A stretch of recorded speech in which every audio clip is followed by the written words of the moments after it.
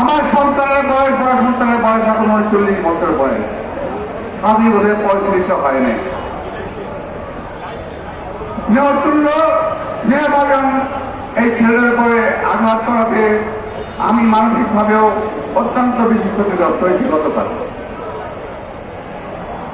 প্রিয় ভাইরা, আমাকে সবচেয়ে প্রথম ফোন করেছে রিজভী আহমদ, আপনি এখন কোথায়? আমি বললাম যে ভাই আমি যাচ্ছি। হ্যাঁ, আপনাকে যাওয়ার জন্য ফোন করেছিলাম। অর্থাৎ ওই মুহূর্তে রিজভির ভিতরে একটা ঝড় পড়েছে, সে বিশেষ কাজে ছিল বলে যেতে পারে নাই, আমাকে বললো আপনি একটু যান।